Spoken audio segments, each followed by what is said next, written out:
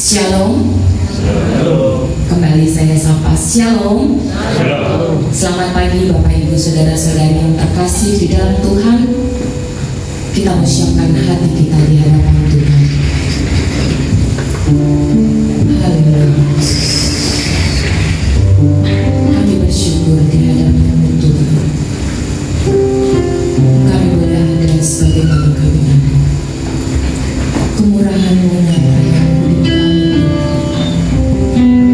Kesehatan, kekuatan Kau berikan ya Bapa. Sungguh kami bersyukur. Sungguh kami berterima kasih ya Bapa. Segala pujian syukur kami Tuhan. Kami naikkan di hadapan-Mu ya Bapa.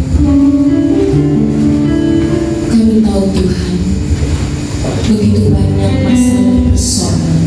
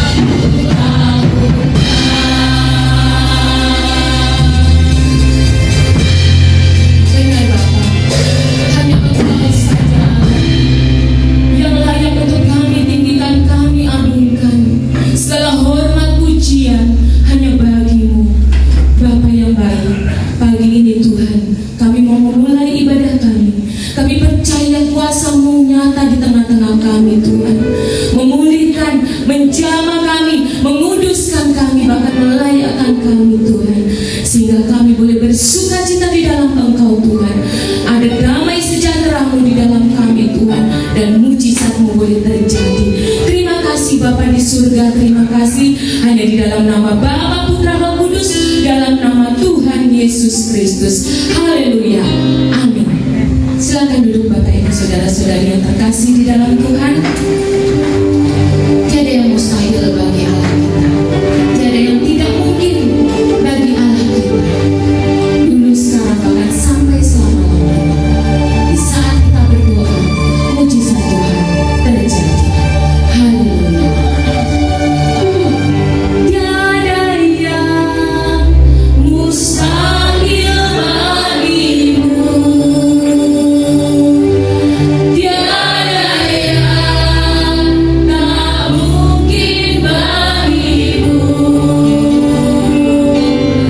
Dulu, sekarang, bahkan sampai selamanya.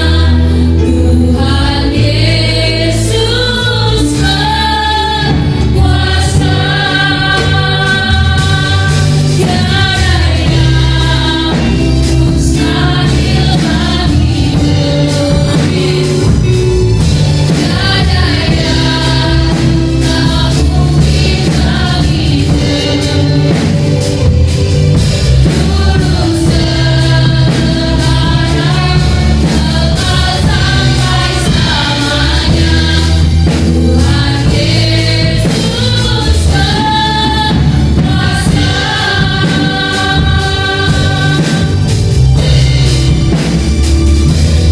Saat berdoa, Tuhan bekerja, Tuhan menggerakkan tangannya. Doalah lakukan yang tak mungkin bagiku. Doa membukakan bintang langit baru. Tiada yang mustahil bagimu, tiada yang tak mungkin bagimu. Dulu, sekarang, bahkan sampai selamanya. Tuhan Yesus berkuasa.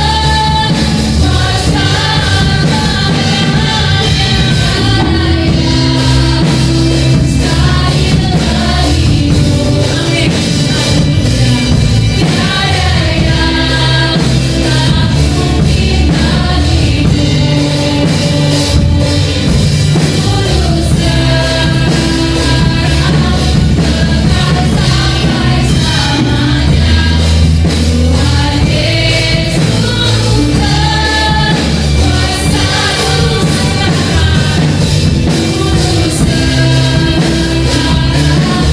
sekarang, bahkan sampai selamanya. Tuhan Yesus berkuasa. Dulu, sekarang,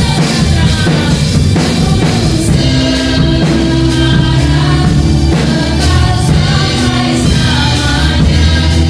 Tuhan Yesus berkuasa. Amin. Allah kita Allah yang berkuasa. Kita mau bangkit berdiri di hadapan Tuhan, karena hari yang terindah ketika kita jumpa dengan Tuhan Yesus yang adalah kekasih kita. Di hati kita ada cintanya Tuhan. Haleluya.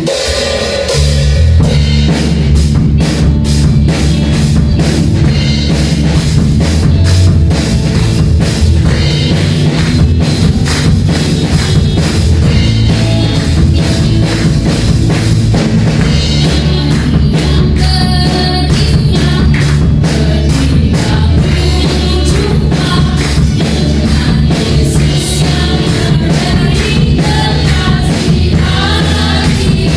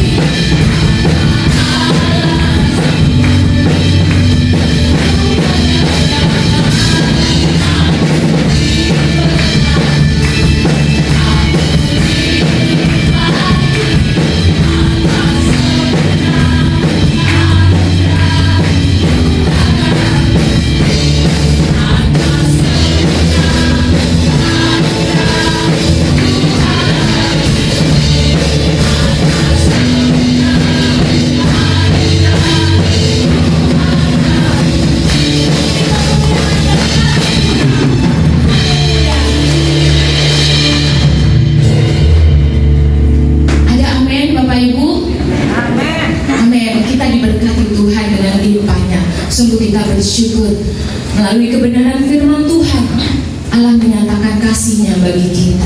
Kita mau siapkan hati kita dengan sungguh, karena kuasa Tuhan itu tidak terbatas. Dia sanggup melakukan apa yang mustahil bagi kita. Kita percaya ketika kita tidak berdaya, kuasa Tuhan itulah yang akan menyempurnakan kita, memberikan kita kemampuan untuk kita berjalan terus bersama Tuhan. Terima kasih Bapa. Terima kasih ya Allah. Kami bersyukur ketika kami berjumpa dengan Engkau Tuhan. Kami mempunyai sahabat yang sejati ya Tuhan, yang senantiasa ada bersama-sama dengan kami Tuhan, bahkan hidup di dalam kami Tuhan. Kami mau siapkan hati kami Tuhan, untuk kami mendengar kebenaran-Mu Bapa. Kami percaya Tuhan, kebenaran-Mu lah yang memampukan kami melewati hari-hari di dalam setiap kehidupan kami Tuhan. Masalah persoalan boleh datang Tuhan, namun satu hal kami perlu Engkau Tuhan. Kami perlu firman-Mu ya Bapa. Kuasa-Mu yang besar itu Tuhan, menjadikan segala sesuatunya mungkin bagi hidup kami. Terima kasih Bapa. Terima kasih. Haleluya. Tak terbatas kuasa-Mu Tuhan, semua dapat Kau lakukan.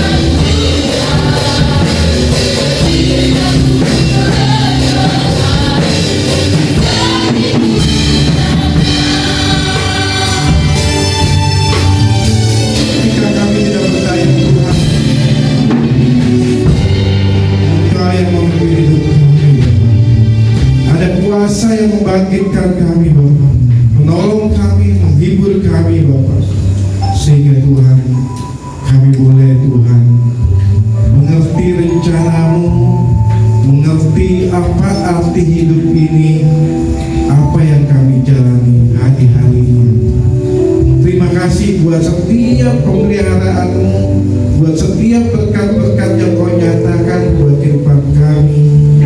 Tanpa Engkau Tuhan, kami tidak mampu Bapa. Tanpa Engkau Tuhan, kami tidak bisa berjalan Tuhan. Kami berjalan bersama Engkau Tuhan, melalui setiap rintangan liku-liku kehidupan ini Tuhan, sehingga kami boleh Tuhan hidup dengan berhati dari mata Engkau Yesus. Kalau hamba-Mu mau berbicara pada pagi ini Tuhan, pakai hamba-Mu dengan keterbatasan hamba-Mu.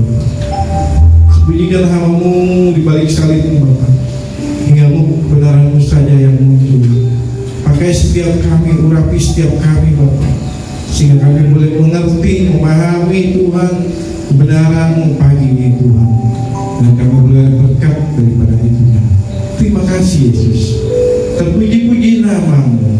Kami siap mendengarkan firman-Mu. Hanya di dalam nama Tuhan Yesus Kristus kami berdoa dan mengucap syukur. Haleluya. Amin. Silakan duduk bersama. Shalom.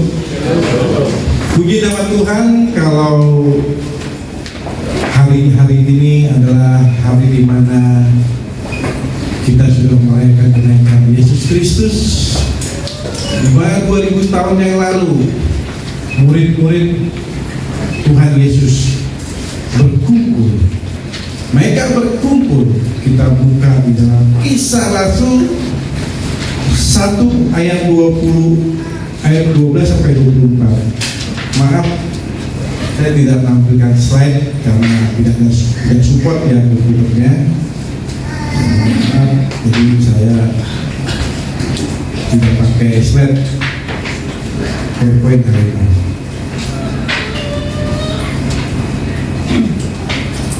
Kisah Para Rasul yang pertama ayat yang ke-12 sampai 14. Saya membacakan. Rasul-rasul menanti-nanti. Maka kembalilah rasul-rasul itu ke Yerusalem dari bukit yang disebut Bukit Zaitun, yang hanya perjalanan Sabat jauhnya dari Yerusalem. Setelah mereka tiba di kota, naiklah mereka ke ruang atas tempat mereka menumpang.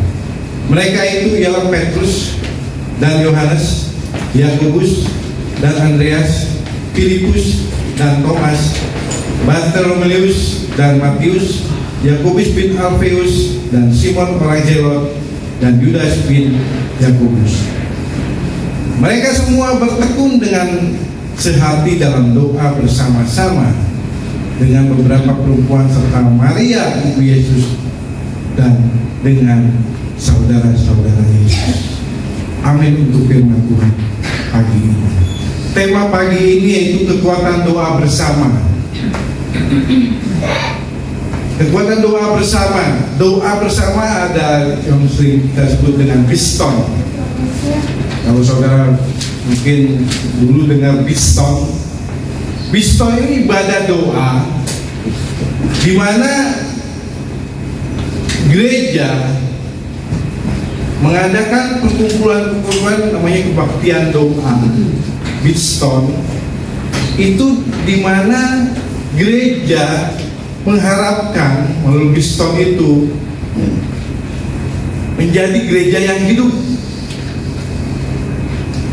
Gereja Tuhan yang pertama di Yerusalem lahir dimulai dengan doa bersama-sama. Artinya doa bersama-sama adalah cara Tuhan untuk menjalankan pekabaran Injil dan membangun jemaat dan memperluas kerajaannya. Diawali dengan 12 murid dan ibu Yesus. Di dalamnya ada ibu Yesus. Dia berdoa 10 hari lamanya menunggu pencurahan Roh Kudus hari Pentakosta, di mana mereka bersehati. Doa bersama-sama ini adalah cara Tuhan. Cara Tuhan membangun gerejanya. Gereja awal dimulai dengan doa bersama. Jadi melalui doa bersama ada kesatuan hati di sini. Melalui doa bersama itu artinya adanya bom atun surgawi yang memusnahkan segala pekerjaan iblis. Jadi kalau saudara dengan satu berdoa di rumah, itu powernya masih kurang. Kalau 2 orang berdoa bersama-sama, itu powernya luar biasa. Apalagi 10 orang atau 20 orang berdoa bersama-sama, itu mengatakan suatu kesatuan hati yang luar biasa. Lidi itu tidak bisa berbunga kalau cuma satu, tapi kalau setang lidi dia bisa membersihkan segala sesuatu. Nah, doa bersama ini adalah bom atom atau ada ledakan di dalam kehidupan kita. Doa bersama ini juga menarik jiwa-jiwa datang ke gereja. Saudara tidak akan bisa membawa jiwa-jiwa ke gereja kalau saudara tidak punya doa bersama. Karena Tuhan sudah mencontohkan hal ini di dalam kehidupan kita melalui Kejadian 1 ayat yang ke-12 sampai ayat 14, di mana 12 murid berkumpul, mereka berdoa bersama-sama.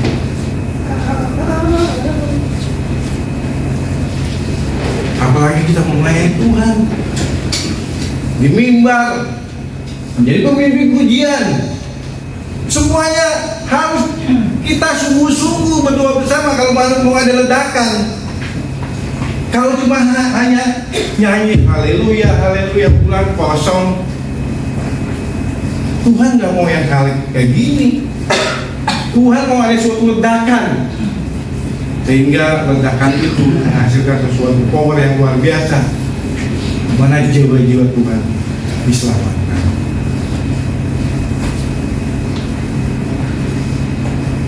Doa bersama juga mendatangkan kuasa Allah untuk mendatangkan mukjizat-mukjizat. Jadi doa bersama itu penting buat kehidupan kita bergereja dan berjemaat di dalam pengiringan kita kepada Kristus Yesus, dan melakukan tanda-tanda yang heran. Seringkali kita menempuh jalan dengan sistem-sistem kita sendiri, pemikiran-pemikiran kita sendiri. Mungkin kita secara psikologi kejiwaan, oh harus begini, harus begini, harus begini, dan tidak meniadakan doa bersama. Tuhan mau kita melakukan suatu ledakan yang luar biasa. Pada saat kita melakukan doa bersama sangat sungguh-sungguh, segala sesuatunya hidup, segala sesuatunya menjadi hal yang luar biasa. Tanda-tanda heran terjadi. Banyak jiwa-jiwa yang bertobat, banyak jiwa-jiwa yang dimenangkan, banyak jiwa-jiwa yang dipulihkan, banyak jiwa-jiwa yang menyala-nyala rohnya di depan Tuhan. Kenapa murid-murid Tuhan Yesus semuanya mengalami penderitaan luar biasa dan tidak gentar hatinya? Secara manusia mereka juga sakit, secara manusia mereka juga perih, tapi ada kekuatan dinamis dalam kehidupannya. Roh itu yang membangkitkan sehingga dia berani maju walaupun Petrus disalib terbalik. Walaupun semua murid-murid mengalami penganiayaan yang luar biasa. begitu mahal perjuangan mereka. Karena apa? Mereka berarti karena ada power, ada kuasa yang bekerja dalam kehidupannya dan hatinya. Kenapa gereja tidak bisa memenangkan jiwa-jiwa? Kenapa hidup kita tidak bisa memenangkan jiwa-jiwa? Karena kita tidak memiliki doa. Gereja tidak memiliki doa yang bersama-sama. Seminggu sekali ke gereja mendengarkan firman Tuhan dan berpuji Tuhan, kembali ke rumah masing-masing dengan hati yang kosong. Karena apa? Tidak ada kekuatan roh dalam hatinya. Tuhan mau kalau kita bergereja, kita melakukan doa bersama dan kebaktian yang menghasilkan buat Tuhan. Spirit hadirat Tuhan yang mencekram hati kita, yang mengubah hati kita, sehingga pulang kita dengan berkat Tuhan dan datang tidak seperti pulang. Saya pernah ikut ibadah di Cito di Kelapa Gading waktu SHRK. Pas mereka memimpin pujian, kita udah menyembah itu setengah jam. Kalau tradisi mereka setiap ibadah awal tuh mereka menyembah 1 jam, nyanyi pujian dari firman Tuhan, tapi setengah jam atau 45 menit. Pas pulang itu Cito langsung berdiri, dia bilang kumpul pujian, singer PL pemusik kumpul, dia bilang tampil pakai mic, jangan pulang dulu. Saya nggak pulang di situ, saya agak lama, saya duduk tinju, saya mau tahu evaluasi. Dia agak tegas. Kalau kami yang pelayanan demikian tidak membangkitkan, tidak dapat mengubah, tidak dapat membawa suatu hal yang positif, dia bilang nggak usah melayani. Artinya kalau kita mau melayani di depan Tuhan, kita harus sungguh-sungguh, nggak bisa setengah-setengah. Gereja ini bisa penuh, bisa jumlahnya 2.000 orang kalau kita sungguh-sungguh. Sorry, saya agak keras bicara pagi ini. Ini benar firman Tuhan. Kalau kita doa bersama aja nggak pernah ada yang hadir, jemaat nggak peduli, mau kita adain jam 5 atau jam 7, jam 10, hari apapun, kalau nggak ada kalian doa, ya nggak mungkin bisa.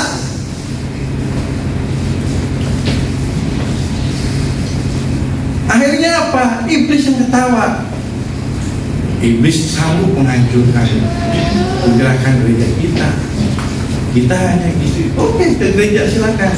Ya gitu-gitu aja, nggak ada program, nggak ada apa-apa. Itu yang tidak diharapkan Tuhan.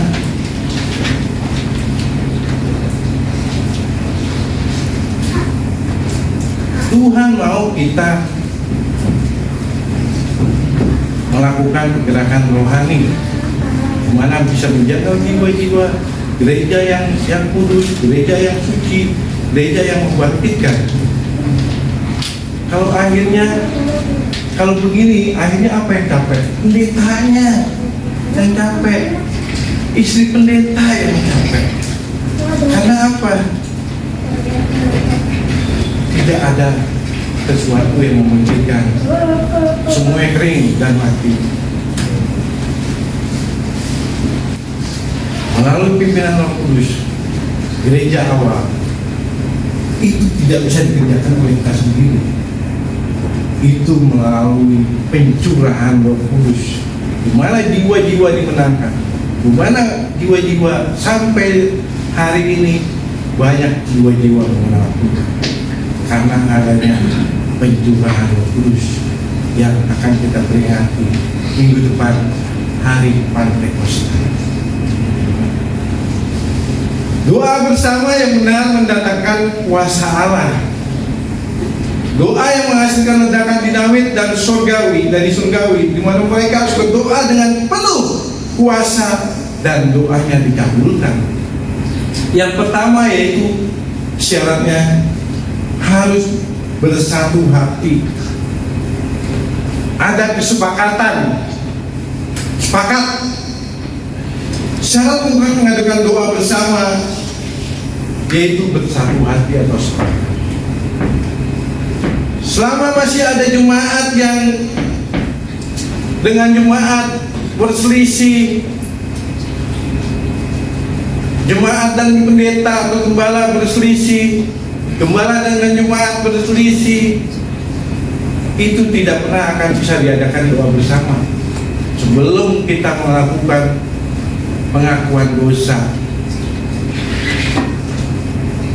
Artinya timbul perselisihan yang akhirnya jemaat hidup berpura-pura, manis di mulut, pahit di belakang, dan seperti orang munafik.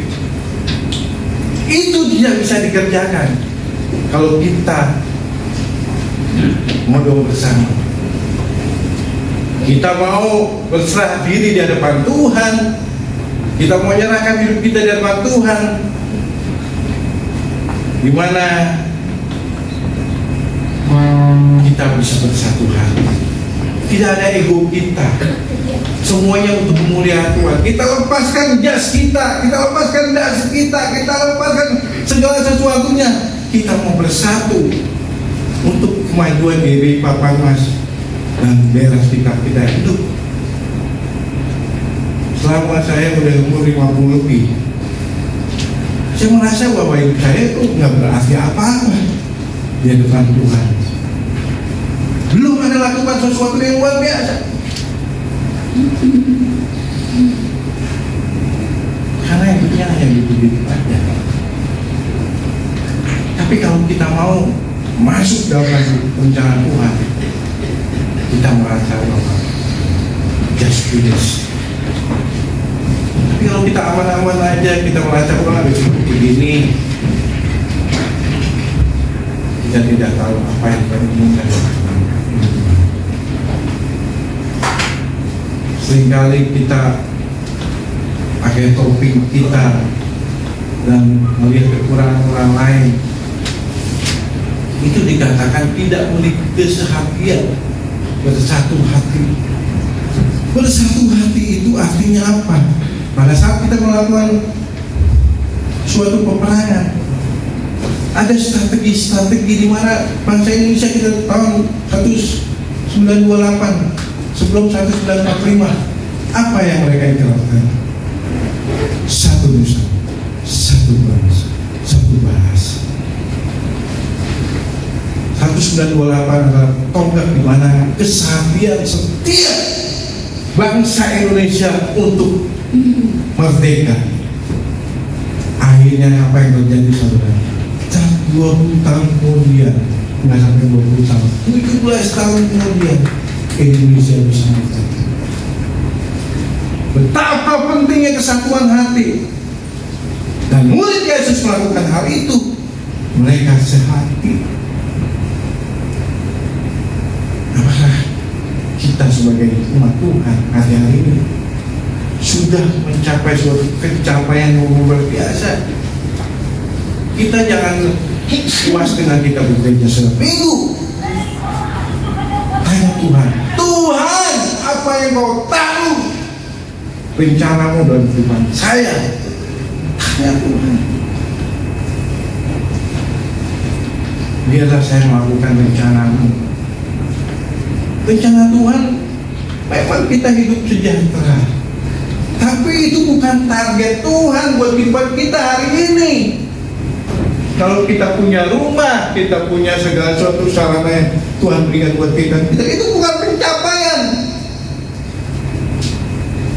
Pencapaiannya kalau kita mengerti hati Tuhan dalam kehidupan kita. Itu tidak bisa dilakukan kalau kita tidak melakukan doa bersama. Komuniti kita di GW Papa Mas, kita harus lakukan doa bersama.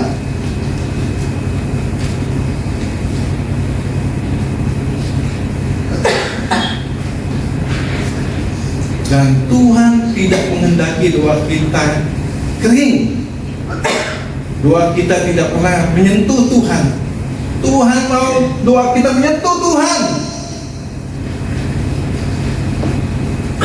bagaimana cara menutupi? Banyak metode berpuasa, lakukan puasa, lakukan doa setiap hari, disiplin doa pribadi. Pada saat kita lakukan doa pribadi, kita mengalami Tuhan dan minta, Pak Pendeta, kapan kita berdoa bersama? Kalau berdoa ada suara orang suntuk, itu ada suatu kerinduan yang menyala-nyala. Kita mau berjumpa dengan Tuhan bersama-sama. Tapi kalau kita hari-hari ini cuek dan tidak mau, hati-hati, kita masuk dalam dimensi di mana iblis senang, iblis bahagia masuk perangkap. Saya pernah membaca buku Dr. Polgin Wicu, di mana dia adalah seorang Korea, pendeta yang begitu besar. Dia lahir 1996 dan dia pelayanan, dia lulus tahun 1958 sekolah sarjana teologi. Dan mulai gerejanya, dia mengundang setiap ibu-ibu bapak-bapak doa dan pagi setiap hari. Dalam 6 tahun perkembangan gereja, dia adalah orang bapak gereja yang gerakan. Dia percaya bahwa doa adalah menggerakkan, membangun rohani, menggerakkan jemaat. 6 tahun kemudian jemaatnya kembali.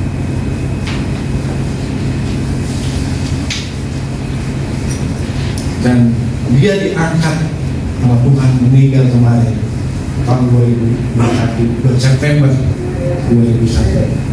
Jemaatnya 700.000. Artinya apa? Perlunya ada ketekunan kesetiaan dalam kehidupan kita, sehingga kita mau mencapai apa yang Tuhan mau. Itu bukan yang mencoba kerjakan sendiri, tapi semua jemaat, semua bergerak dengan sehati. Dia ada motivasi yang lain. Dan dicatat oleh Gereja setiap tahun mengirim 10.000 misionaris ke setiap daerah-daerah sampai ke Indonesia. 10.000 orang Korea sampai ke Arab. Mereka mati buat Tuhan. Karena apa? Ada kebangkitan roh, ada kesehatian. Mereka ada sesuatu yang diperjuangkan. Yang kedua, saudara, dalam doa kehidupan kita, doa bersama, harus mempunyai pokok doa, mempunyai tujuan, mencurinya sasaran tembak, sehingga ada sesuatu yang harus dicapai atau didoakan. Pergumulan kita, saya pernah doa bersama di gereja Blok F 36 nomor 26 sudah realisasi. Pada kita doa bersama, Tuhan, kami ingin memiliki suatu gedung ibadah Tuhan. Tuhan nyatakan 2017 Tuhan beri tempat ini untuk kita pakai untuk ibadah. Itu hasil doa bersama. Setiap jemaat yang datang ke gereja mendoakan itu, mengucapkan itu, mendoakan itu, dan akhirnya terjadi. Dengan begitu liku-likunya luar biasa, kita bisa menikmati kapling-kapling kita untuk bisa punya rumah ibadah sendiri. Jadi kalau kita melihat doa Esther, di mana dia bilang dia menghadapi permasalahan dengan Haman yang begitu luar biasa, mau membenci bangsa Yahudi. Dia menghadap raja, begitu pergumulan yang begitu sangat takut antara hidup dan mati. Dia bilang, Mordekai, kumpulkan semua bangsa Yahudi berdoa dan berpuasa untuk apa? Ada suatu tujuan pokok doa. Mereka doa puasa selama 3 hari, dan Tuhan mengabulkan doa. Itu artinya apa? Ada pokok doa. Pokok doa yang kita mau sampaikan kepada Tuhan dengan doa yang kesehatian tadi. Dan akhirnya kita mengetahui jawaban pada saat kita punya iman yang luar biasa, yaitu Matius 18 ayat 19. Dan lagi aku berkata kepadamu, jika 2 orang dari petangmu di dunia ini sepakat meminta apapun juga, permintaan mereka itu akan dikabulkan oleh Bapakku yang di surga. Artinya ada pengabulan doa pada saat kita minta sesuatu dan 2 orang bersepakat. Saya pernah memimpin perusahaan, jadi wakil direktur level yang lumayan bagus, dan di bawah ada beberapa kepala. Mimpin orang itu nggak gampang. Punya isi kepala yang berbeda-beda, kemauan yang berbeda-beda. Saya mimpin cuma 12 orang. Itu pun udah agak pusing. Ini minta ini masalah begini, minta begini. Kalau kita ikutin semua, repot. Makanya isi kepala orang itu beda-beda, kemauan orang itu beda-beda. Tapi kalau disatukan, disepakati, itu menjadi suatu hal yang luar biasa. Makanya firman Tuhan bilang, berkata bahwa jika 2 orang daripadamu di dunia ini sepakat meminta, jadi saya minta A, kedua saya minta A, istri saya minta A, ya Tuhan berkenan. Makanya di rumah itu suami istri itu harus punya doa bersama. Mungkin nggak setiap hari, seminggu sekali kan, 2 minggu sekali kan, itu harus ada doa sepakat supaya apa yang kita doakan, apa yang kita minta, Tuhan mengabulkan sehati. Makanya kalau suami istri sudah sering tengkar di rumah, jatuh menjatuhkan, sering melecehkan, merendahkan suami, merendahkan istri, sorry, doanya agak sulit kita. Tapi kalau suami dan istri bersatu, sepakat, satu roh, satu keinginan, saya jamin mereka apapun yang mereka doakan, Tuhan, firman Tuhan berkata, dikabulkan. Permasalahannya isi kepala istri dan isi kepala suami itu beda. Istri mau makan gado-gado, saya mau makan bakso. Itu permasalahannya. Di pinggir jalan berantem, akhirnya pulang, nggak makan bakso, nggak makan gado-gado. Itu yang terjadi sama.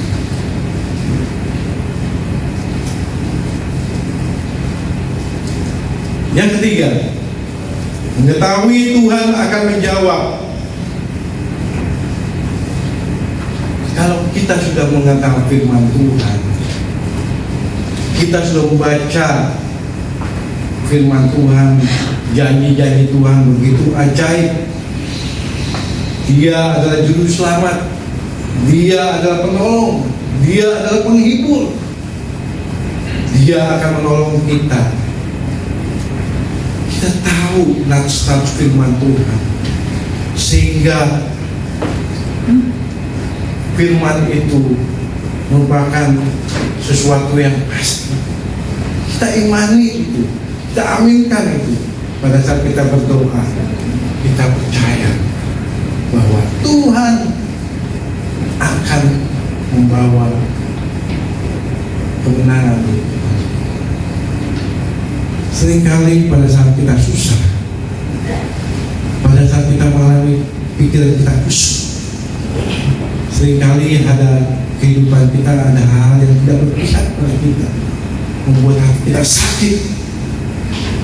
Tapi seringkali firman itu bertemu dengan kita. Jangan kamu takut.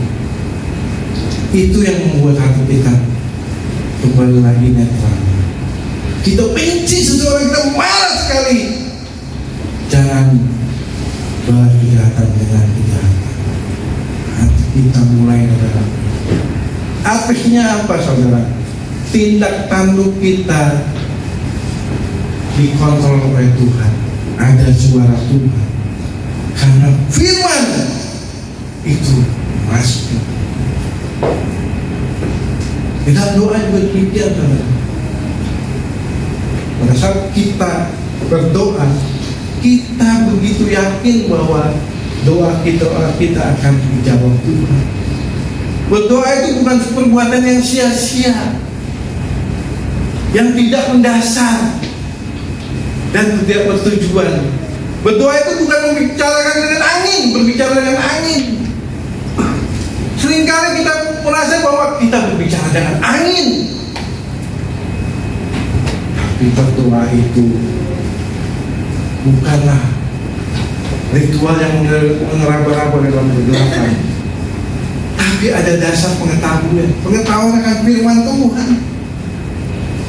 Dia Allah yang mendengar, Dia Allah yang tahu, Dia Allah yang menyembuhkan, Dia yang memberi hidup berkelimpahan. Firman-Nya itu menusuk ke hati kita, sehingga kita bisa merilis perkataan-perkataan firman di dalam doa kita. Ada tertulis, Tuhan Yesus demikian pada saat Dia melawan percobaan di padang gurun. Waktu Yesus berpuasa 40 hari, iblis mencoba Yesus. Yesus berkata, ada tertulis. Ada tertulis, saudara. Manusia bukan hidup dengan roti, tapi dengan firman Allah. Artinya apa? Tuhan sendiri mengcover godaan-godaan kehidupan kita dengan firman. Ada pengetahuan akan firman. Itu firman itu adalah kuasa untuk mengapatahkan serangan iblis di dalam doa kita.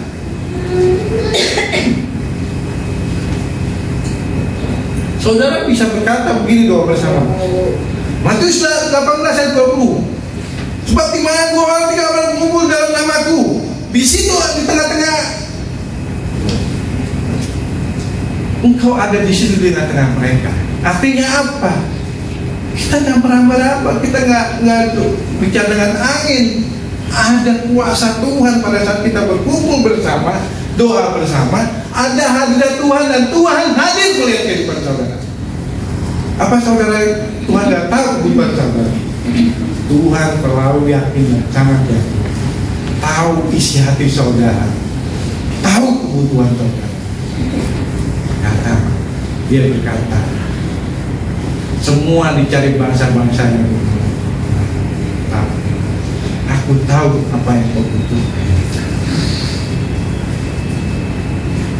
Jadi kehidupan ini, doa ini, kita mengenal Tuhan, kita tahu ada jawaban di dalam doa.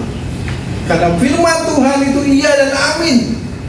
Firman Tuhan itu bukan hanya tulisan seorang filsuf, dia menaruh penanya di atas kertas, tapi firman itu sudah dikanonisasi, sudah di pembuktian begitu luar biasa bahwa firman itu adalah hal yang luar biasa, iya dan amin.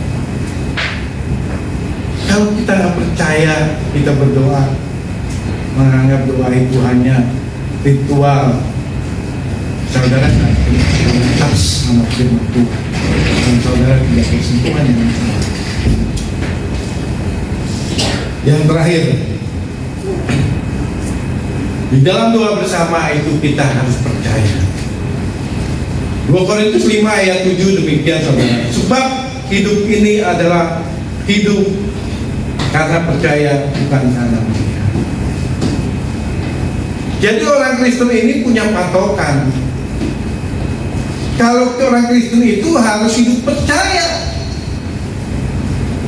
Artinya percaya itu menanggung segala sesuatunya di hadapan Tuhan, berserah diri.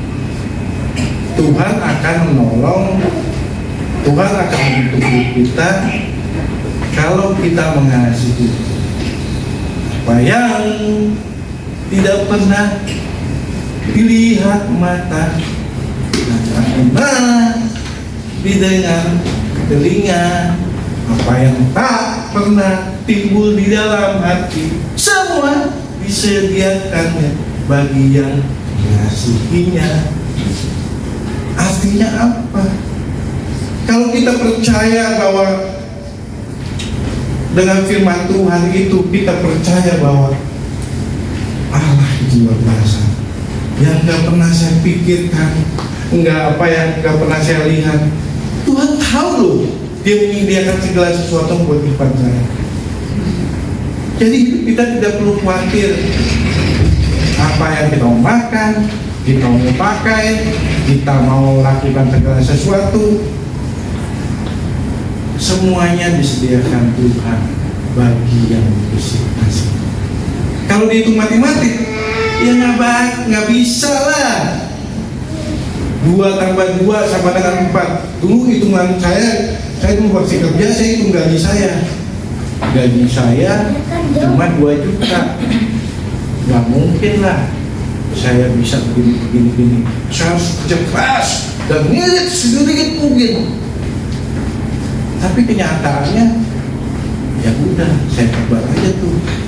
Apapun yang saya miliki, dia berjalan aja bersama Tuhan. Saya percaya bahwa kehidupan manusia itu udah ada yang Tuhan yang ngatur.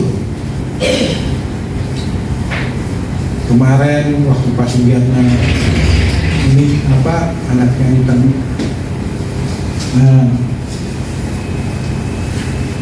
menikah kita, saya diminta istri saya, buat anak kita yang ketiga saya pilih 60 juta.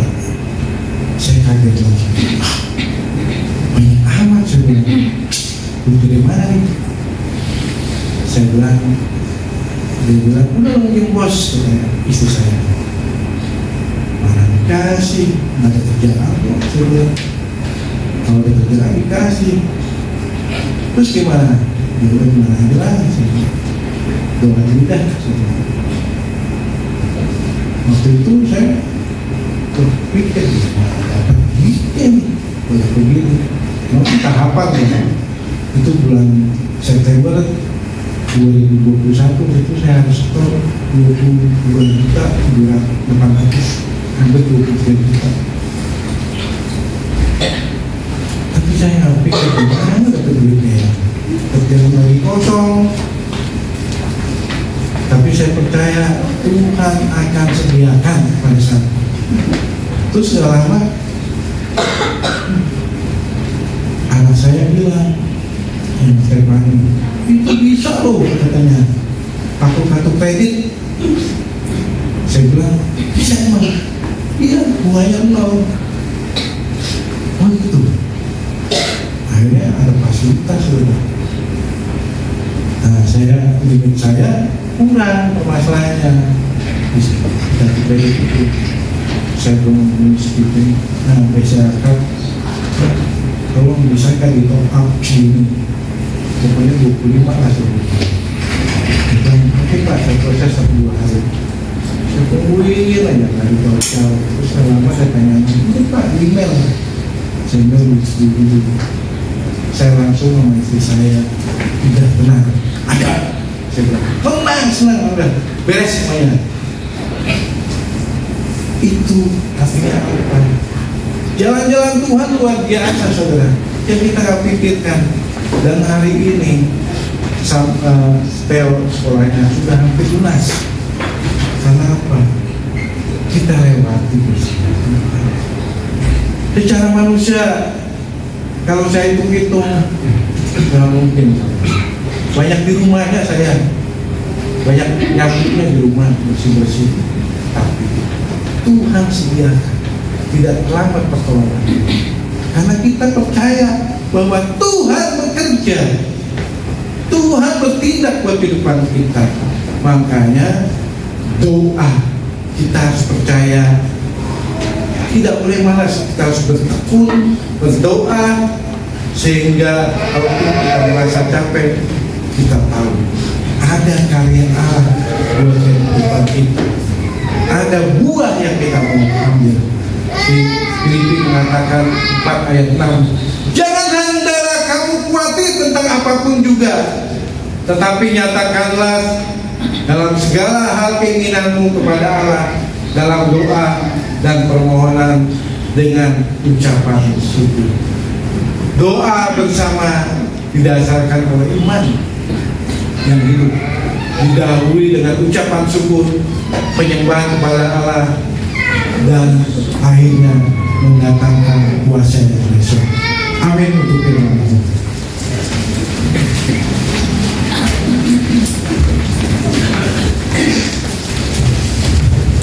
Satu hal yang kita berdiam di dalam rumah Tuhan, tidak berbakti berdiri, tidak memuliakan Tuhan yang membantu. Satu hal yang diminta,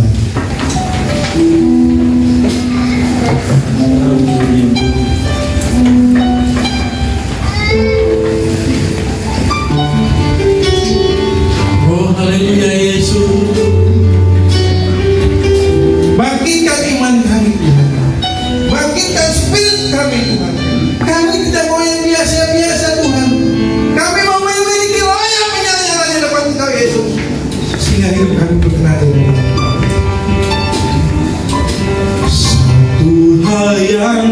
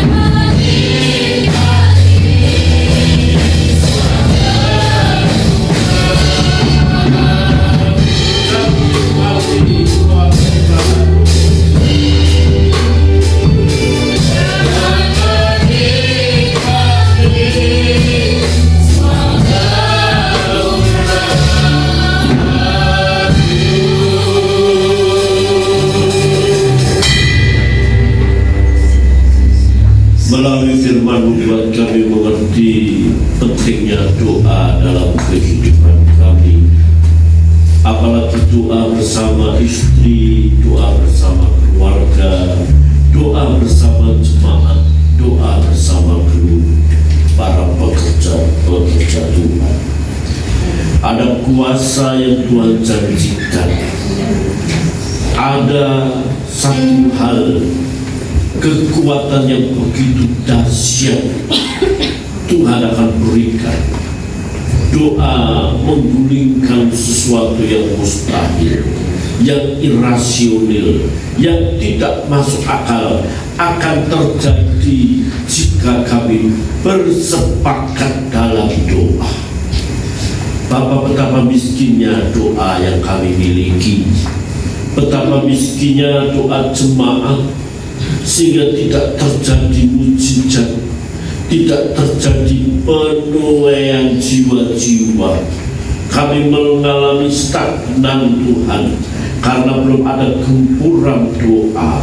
Untuk itu melalui firman-Mu, sadarkan kami betapa kami harus memiliki kekayaan dalam doa, dalam persekutuan kami dengan Tuhan. Kami tahu doa sangat-sangat berarti, bukan soal merangkai kata-katanya, tetapi kesungguhan, kedisiplinan, keantusias semangat itu yang kami perlukan. Berkati hamba-Mu Bapak Franyanto yang sudah menyampaikan firman-Mu. Pergumulan demi pergumulan kami percayakan Tuhan memberi jalan keluar. Istri dan putra putrinya diberkati Tuhan, usahanya dibuatnya berhasil, anak-anaknya yang bekerja dan sekolah dan kuliah juga Tuhan tolong. Kami percaya orang yang setia seperti Bapak Franyanto tidak akan pernah ditinggalkan. Hamba mengangkat tangan bagi jemaat Tuhan yang hadir saat ini. Kiranya Tuhan memberkati setiap kami yang ada. Pergumulan demi pergumulan rumah tangga dan pekerjaan hanya Engkau yang tahu. Tetapi ajar kami menghampiri Engkau dalam doa, sebab di situ ada kuasa dan mujizat Tuhan. Bapak, terima kasih, yang berkekurangan Tuhan cukupi, yang lemah Tuhan kuatkan. Bagi jemaat yang sakit, kami berdoa Tuhan memberi kesembuhan. Kami juga percayakan Bu Martua dalam tangan Tuhan. Kami tahu Engkau mengasihi dia, berikan kekuatan, berikan pengharapan bahwa Tuhan tidak pernah meninggalkannya. Kami berdoa bagi jemaat Tuhan yang tidak hadir, Tuhan menyertai dan menolong, memulihkan, memberikan kesehatan dan mencukupi apapun yang mereka butuhkan. Anak-anak yang akan kuliah, melanjutkan sekolah mereka, memerlukan banyak dana, ya Tuhan cukupi. Kami percaya bagi Tuhan tidak ada barang yang mustahil, juga tidak ada yang mustahil bagi orang yang percaya, orang yang suka berdoa. Bapak, terima kasih. Sebentar kami mau tinggalkan tempat ini, Tuhan menyertai kami sampai di rumah dengan selamat. Kami tidak lupa berdoa buat negeri ini, keamanan dan ketentraman, kesejahteraan biarlah semakin nyata. Akan pemerintahan kami, Bapak Insinyur Joko Widodo, Tuhan memberikan hikmat untuk mengatur negeri ini sehingga kesejahteraan semakin dipulihkan. Sebelum jemaat Tuhan pulang, jemaat Tuhan akan memberi persembahan. Ajar kami memberi dengan tulus, ajar kami memberi dengan bentuk kasih dan ucapan syukur. Dan pemberian ini berarti buat pelayanan di tempat ini, dan jemaat Tuhan semakin diberkati Tuhan. Saudara-saudara, arahkan mata jiwa dan pulanglah dengan berkat Tuhan. Kiranya damai dan sejahtera dari Allah Bapa, kasih setia dari Yesus Kristus Tuhan, dan persekutuan Roh Kudus menyertai saudara sekarang sampai Maranatha, sesudah